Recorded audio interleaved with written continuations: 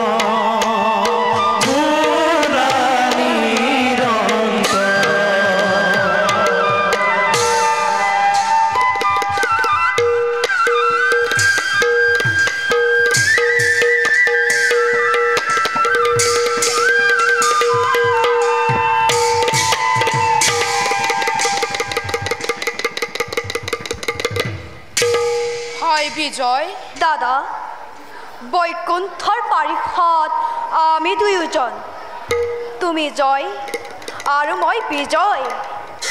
যিজনৰ ৰাতুল চৰণ চিন্তিবৰ বাবে নাগ নৰক যক্ষ ৰক্ষ মানৱ দানৱ সকলোকে কৰিব লাগে দাদা কঠোৰ সাধনা। তেনেহেন দেৱতাৰ চৰণ বন্দনা নিতে নিতে আমি দুয়োৱে কৰিব পাৰিছোঁ। হয় কোৱা দাদা, আমাৰ নিচিনা ভাগ্যৱান আছে জানো কোনোৱে বিশ্ব ব্ৰহ্মাণ্ডত? সঁচা ভাই, আমাৰ সমান ভাগ্যৱান নাইয়ে বিশ্ব ব্ৰহ্মাণ্ডত। তথাপিও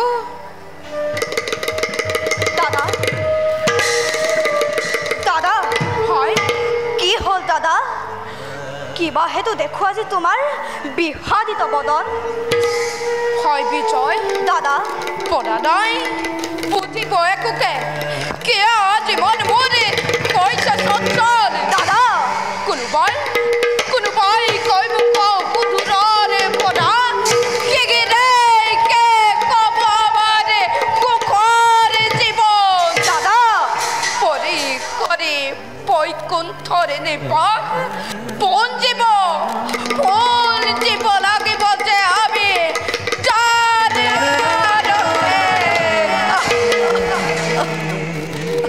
দাদা হয় মিছাতেই নকবা চঞ্চল দেৱতাৰ আশীৰ্বাদ শিৰে তুলি লৈ লভিছো আশ্ৰয় দুয়ো পৰম আত্মা কৃপাময়ৰ চৰণ ছায়া তেনেস্থলত অবাবতে চিন্তাম্বিত হৈ অমংগলৰ কিয় তুমি কৰিছা কামনা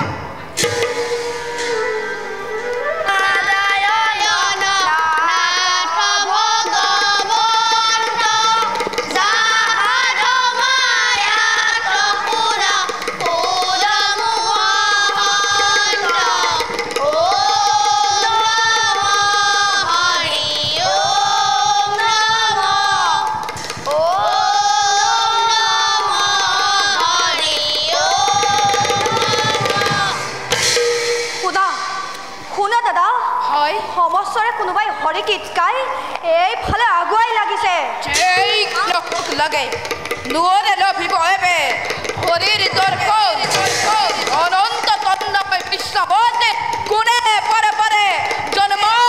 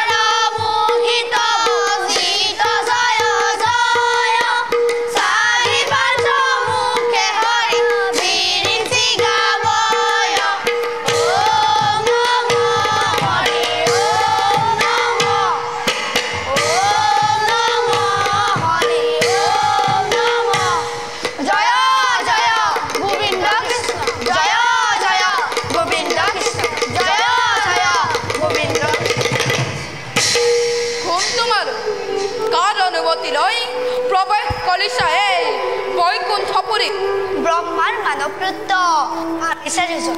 শ্ৰী হৰিৰ গুণানুৰ কীৰ্তন কৰে ফুৰো আমি এই বিশ্বৰ ব্ৰহ্মাণ্ড দেখিয়েই পাইছো চিনিব গদাধাৰী দৰিজন দুৱাৰ ৰখি বৈকুণ্ঠৰ পুৰীত সেইবাবে এই দিয়া পথ যাও আমি বিষ্ণুৰ আলত অনুমতি নাপালে প্ৰভুৰ নোৱাৰো এৰিব পথ ইমান সহজে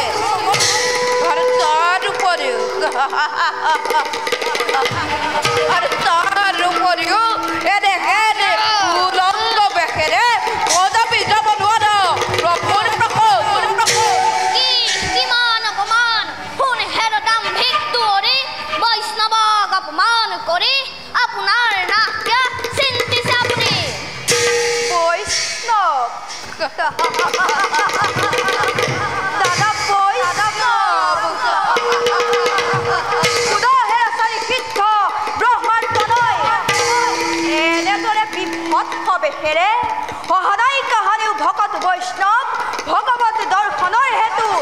বালকৰ খেলাঘৰ নোহে ইটো বিষ্ণুৰ নিবাস এতিয়াও সন্মানেৰে জনাও বালকক অবিলম্বে এই স্থান তহতে কৰ পৰিত্যাগ যদি নকৰো তেতিয়া ঠিক কৰিবি দাম্ভিক বৰি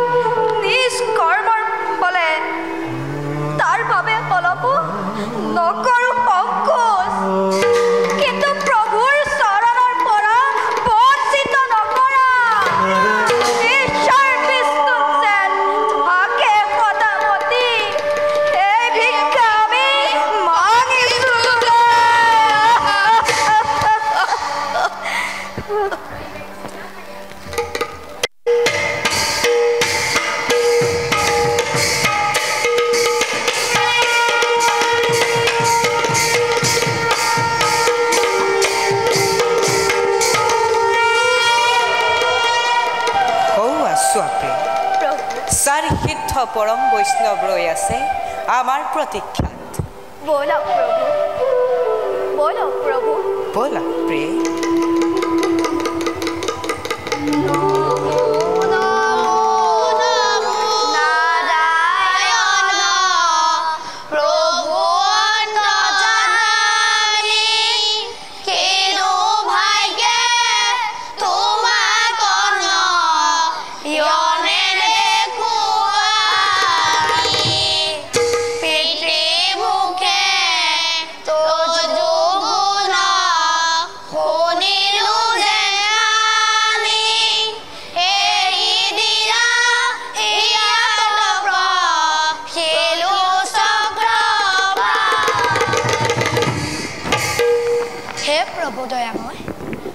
যমুনাৰ লোচন। হে প্ৰভু কমলা লোচন, তোমাৰ অপাৰ দয়া কৰুণাৰ সাগৰ দিয়া স্থান চৰণৰ তল। তোমাৰ অনন্ত নাম শ্ৰৱণ কীৰ্তন একমাত্ৰ লক্ষ্য জীৱন। উঠা সিদ্ধগণ, তোমালোকক অপমান কৰে পাৰিষদ জয় আৰু বিজয়, অভিশাপ লগালে বিস্তৰ। দুই ভিতৰ দুখৰ বাবে আজি আমি জগৰীয়া হৈ ক্ষমা ভিক্ষা বিচাৰি আহিছোঁ। বিহিলা উচিত দণ্ড অপৰাধী দুয়োটোৰে, তাৰ বাবে মই নকৰোঁ আক্ষেপ। হে নাৰায়ণ কৃপাময়, দয়া কৰি স্থান দিয়া ৰাতুল চৰণৰ তলত। প্ৰভু প্ৰধানলৈ দগ্ধ হৈ হেৰুৱাই হিতাহিত জ্ঞান, তোমাৰ সেৱক দুয়ো জয় আৰু বিজয়, অভিশাপ দিলো ভয়ক। তাৰ বাবে অনুতপ্ত হলো সিদ্ধগণ, দোষ আমি কৰিছো স্বীকাৰ। দণ্ড দিয়া জগন্নাথ, খেৰ পাতি লওঁ বিধাতাৰ আশীৰ্বাদ বোলে। নকৰা আক্ষেপ সিদ্ধগণ, অভিমানী সেৱকৰ দৰ্পশূন্য হেতু অভিশাপ দিয়ালো আমিয়ে। কি প্ৰভু? কৰ্মফল ভোগ কৰি নিষ্কৰ্ম গুণে আহিব পুনৰ দুয়ো এই স্থানলৈ। যোৱা সিদ্ধগণ, নকৰিবা মনত সংশয়।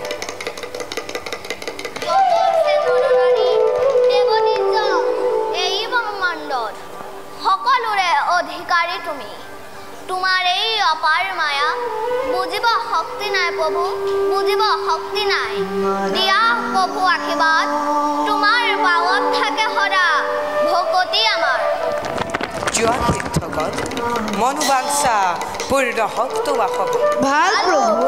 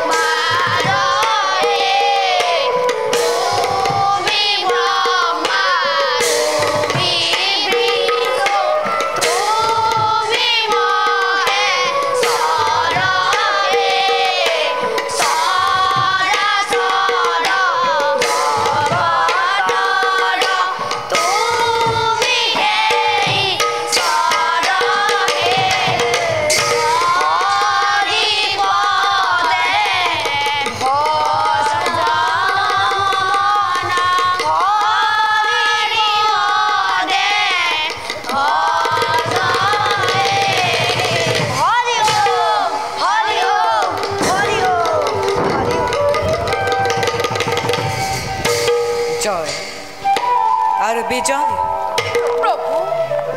নকৰিবা, নকৰিবা মনত সংশয়। জন্মলভী অসুৰ বংশত ত্ৰিভুৱন কৰিবা শাসন। বৈৰী ভাৱে চিন্তা কৰি মোক মুক্তি লাভ কৰিবা সহজে। বৈৰী ভাৱে চিন্তা কৰি আমি রজু বকাতন বুঝা নাই প্রভু বকিবা তোমার ভগে পথে কোয়া দয়া করি কে মতে ধরিব আমি দোষ করে মায়া।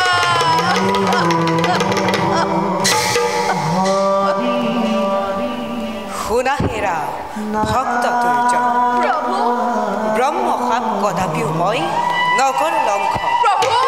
এবাৰ এবাৰ এবাৰ কৰে জন্ম লোভী তিনিবাৰ প্ৰভু দেবদ্ৰোহী বিশ্বদ্ৰোহী ভক্তদ্ৰোহী যেতিয়াই বৈষ্ণৱৰ দ্ৰোহা কৰিব তেতিয়াই দেখা দিম মই প্ৰতিদ্বন্দ্বী ৰূপে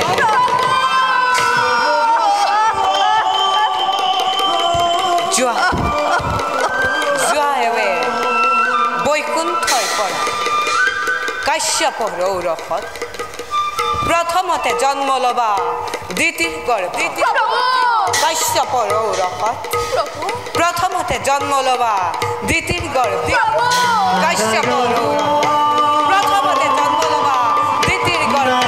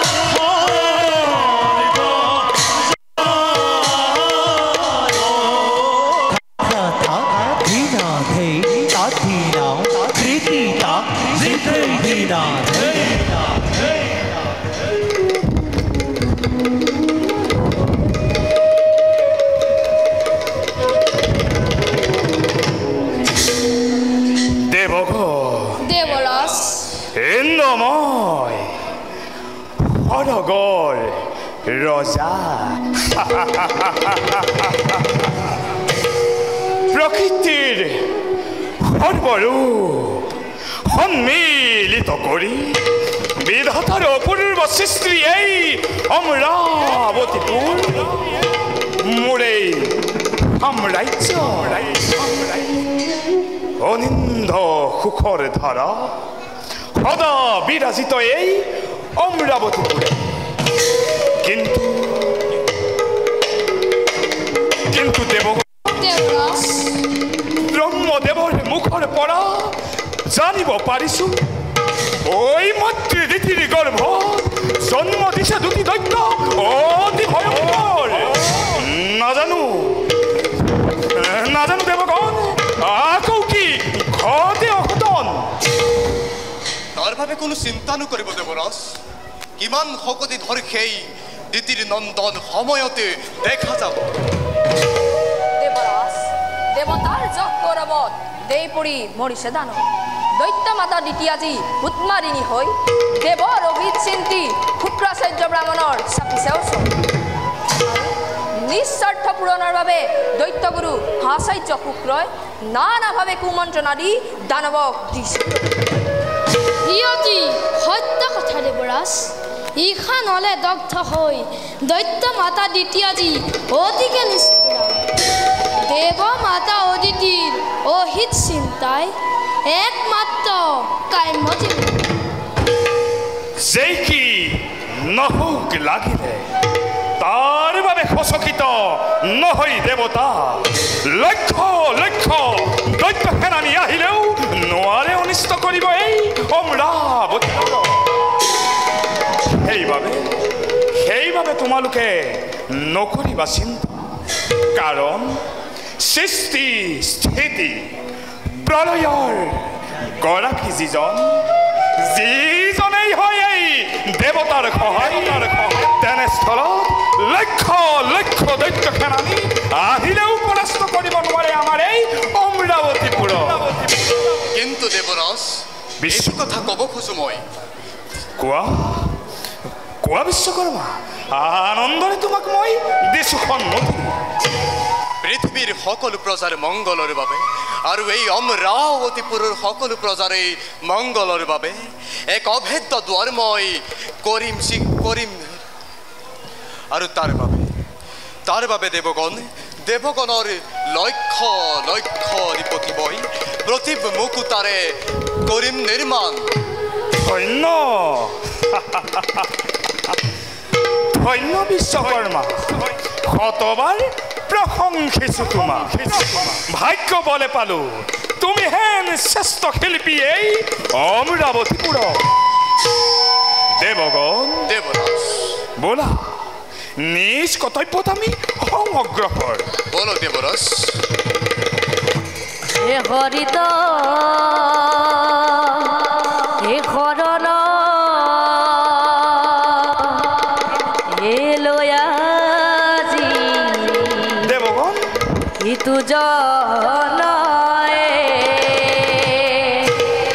হে হৰিৰ চৰিত্ৰ শ্ৰৱণ এই কীৰ্তন কৰে।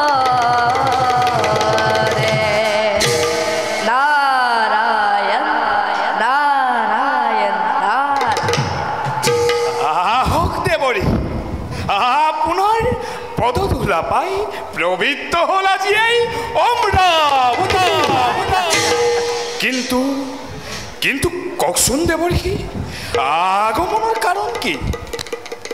বাস নাই তেনে বাতৰি বিশেষ, কিন্তু ভৱিষ্যত বাণী বুটলি আনিছো মই হওঁ মৰতৰ পৰা।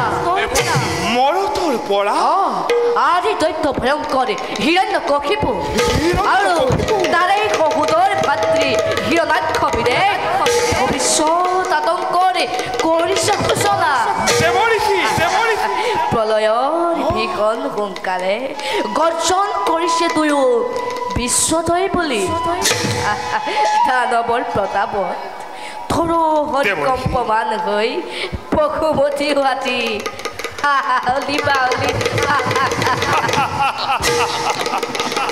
দেৱৰী দানৱৰ নিষ্ফল গৰ্জনত হ'ব জানো দেৱতাৰ কিবা উপকাৰ? দেৱৰী দেৱতাৰ উপকাৰ। এই দেৱতাৰ দেৱৰী হাঁহি উঠে শুনি যাব পাৰি। বাৰু কোৱাচোন তুমি বাৰু সহজ চলুচোন। বিশ্ব বৈৰী হয় যদি দুয়ো দৈত্যবীৰ এই বিশ্বৰ বুকুৰ পৰা ৰব জানো তোমাৰ অমৰাৱতী ভিন্ন ৰূপ লৈ? দেৱৰী শুনা, স্বৰ্গ মধ্য আকাশ পাতাল সকলোকে লক্ষ্য কৰি অচিৰেই আহি পাব হিৰণ্যাক্ষবীৰ। বিধিমতে অবিলম্বে কৰা প্ৰতিকাৰ নতু ধ্বংস হ'ব অমৰাৱতীপুৰ, ধ্বংস হ'ব দেৱ বৈষ্ণৱ কৰা।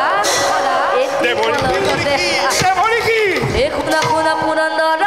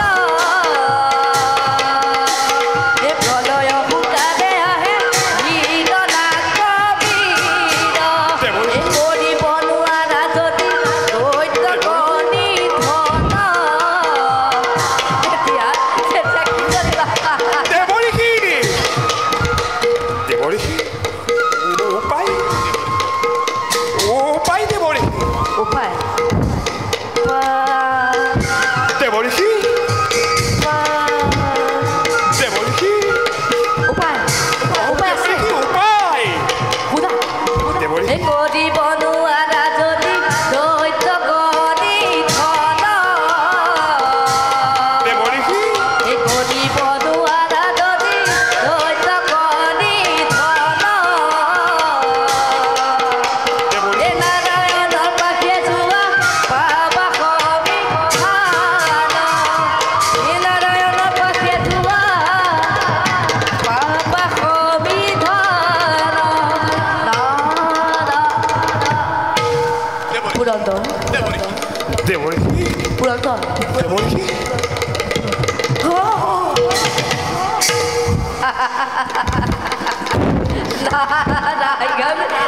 দেৱৰীষি দেৱৰীষি দেৱৰীষি দেৱগণ দেৱৰাজ দেৱগণ দেৱৰাজ শুনিলানে শুনিলানে তোমালোকে দেৱৰীষিৰ কথা হয় দেৱৰাজ ব'লা ব'লা নিজ কৰ্তব্যত আমি সংগ্ৰহণ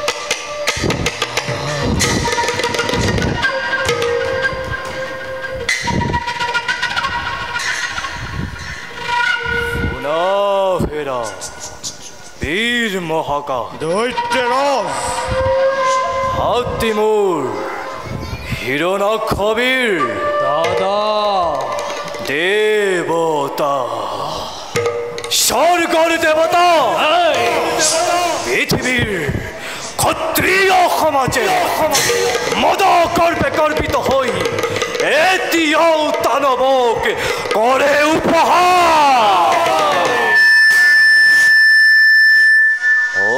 অদিতির গর্ভজাত অহংকারী সত্যপর দেবতা সমাজে অনার্য বর্বর বলি হীন বলি নিজ বলি চিরকাল কিনাই আমার নকরো যদিহে তার যোগ্য প্রতিকার রব জানু কুলার গৌরব রব জানু তারবর শির পুচ্ছ দৈত্য মাতা দিদির সম্মান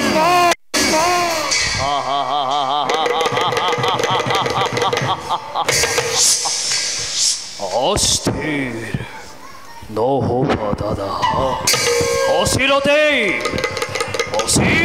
জননিৰ্ময় অহম সন্মান অহংকাৰী স্বাৰ্থপৰ দেৱ পুৰন্দৰে ৰচিছে আপোন হাতেৰে তাৰ মৰণৰ বেদী নাগনৰ চক্ৰক্ষ আকাশ পাতাল ধ্বংস কৰি এক নিমিষতে ধ্বংস কৰি স্বৰ্গ মধ্য বিশাল বিশ্ব নতুন সৃষ্টি নতুন সৃষ্টিৰ দ্বাৰা মই মেলিম পাত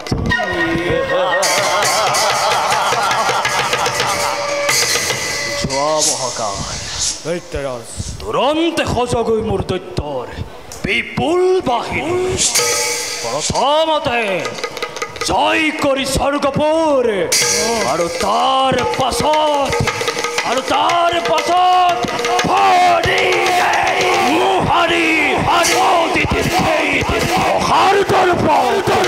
সম্ৰজাৰ সমদণ্ড হাতে তুলি লৈ দেৱ শূন্যময় দেৱ শূন্যময় কৰিম স্বৰ্গ যুবৰাজ আপোনাৰ আদেশ মই আশা যত মানে দেৱতা দৈত্য কুলত সকলোকে মই জনাম আদেশ পৃথিৱীত নাই কোনো এনে মহাশক্তিমান কৰিব দানৱক বেঘিন প্ৰদান সকল সিমানেই নোহে মহাকাশ আজিৰ কৰ্তব্য এইটো অতিকে কঠোৰ কোনোবাই কৰে যদি অমান্য আদেশ অবংশে ধ্বংস কৰি দুৰ্বল দলক দানৱৰ শক্তি কিমান আৰু শুনা মহাকাশ আছে যত বীৰ মহাবীৰেই দানৱ কুলত সকলোকে উচ্চ কণ্ঠে শুনাব দেখি বিশ্ব ধ্বংস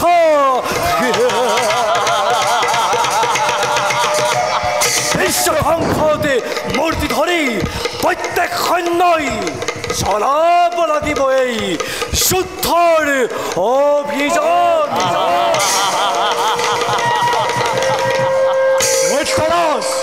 আপোনাৰ আদেশ মই নতশিৰে কৰিম পালন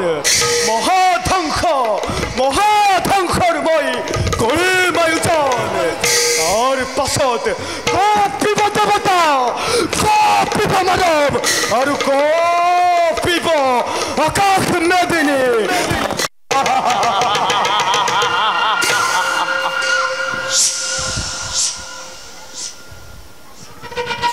মহাকাল দৈত্যৰাজ চোৱা তুমি স্বৰ্গৰ অভিমুখে ভাল দৈত্যৰাজ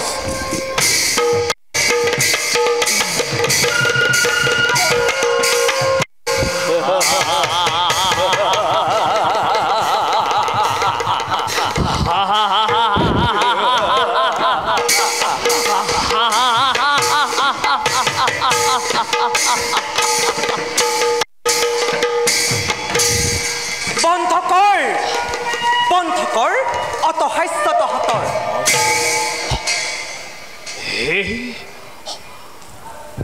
শিৰপুত্ৰ মাতৃদেৱী মোৰ কিবা হেতু এনে মূৰ্তি তুমি কৰিছা ধাৰণ পুত্ৰৰ আগত আহি মুক্ত শিলৈ আৰু নয়ন দেখো জননী তোমাৰ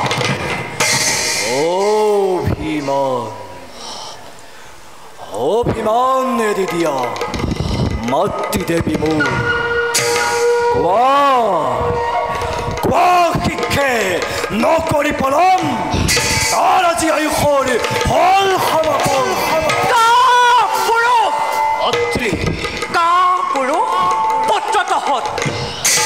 অকপট হৃদয়ৰ কথা মাতৃয়ে বহুবাৰ কৈছিলে তহঁতক কিন্তু এতিয়াও দেখিছো ভেৰুতাৰ সেই লৈ আৱৰণ এই দানৱৰ সৰ্বশক্তি কাটি দৃশ্য বিসৰ্জন মাতৃ ভাঙি পাতি কোৱা মাতৃ উদ্দেশ্য তোমাৰ নোখে যদি সাধ্যলতে এটি পূৰ্ণ হ'ব মাতৃ তোমাৰ মনৰ কামনা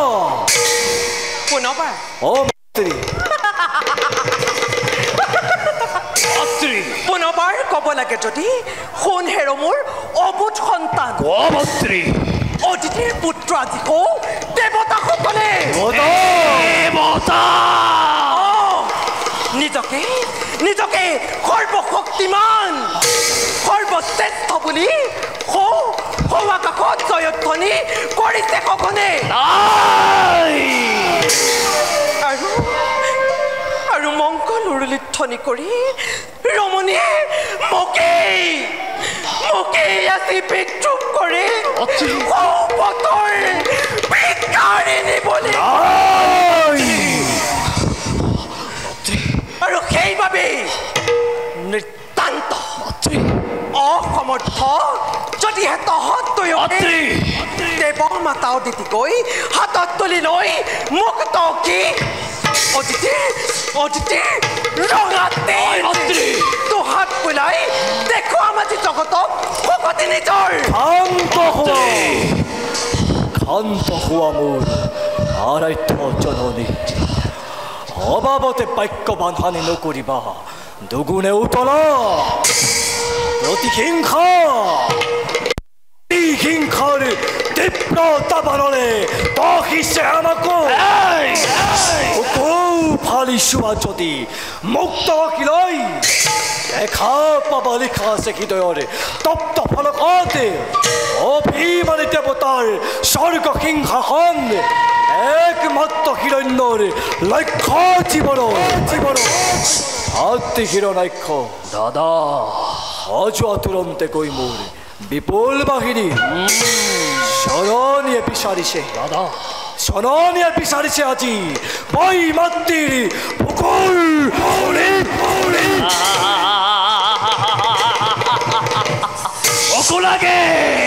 মোকো লাগে বৈ মাতৃৰ বুকুৰ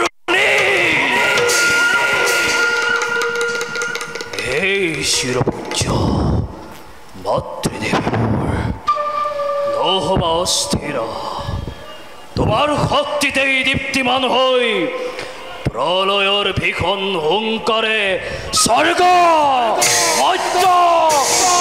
তিনি কপাই ভয়ংকৰ গদাধাৰী হিৰণ্যাক্ষ বীৰ যাব প্ৰথমে স্বৰ্গাভিমুখে হৰিতম উদ্দীপনা পালি পাইছো মই পৰম সন্তোষ প্ৰতিহিংসাৰ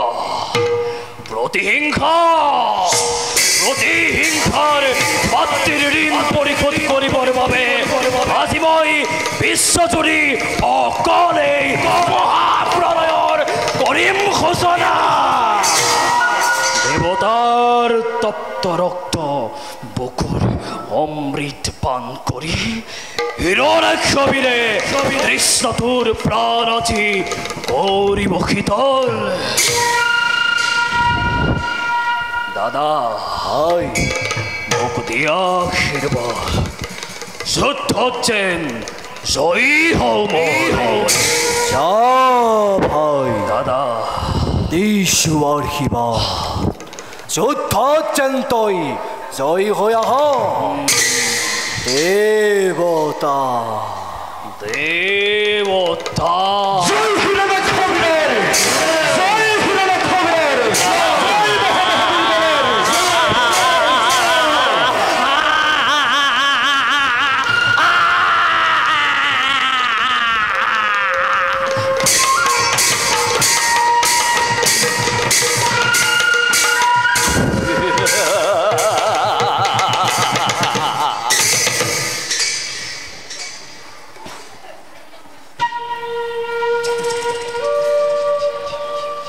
জ্যেষ্ঠ পুত্ৰ হিৰণ্যকশিপুৰ মাতি এই সখা কৰা পৃথিৱীৰ একমাত্ৰ অধীশ্বৰ তুমি অ মাতৃ কিন্তু নাভাবিবা পুত্ৰ বিশ্ব জয় ইমান সহজ বুলি দেৱৰ অবৈধ হৈ প্ৰতিশোধ পূৰাবৰ বাবে কঠোৰ সাধনা লাগিব তোমাৰ এতিয়া মই যাওঁ যোৱাৰ আগত কৈ থৈ যাওঁ কৰ্তব্যৰ তাৰণাত পৰি মাতৃৰ কথা যে তই নাযাওঁ পাহৰি অপুত্ৰ কৰ্তব্যৰ তাৰণাত পৰি মাতৃৰ কথা যে তই নাযাওঁ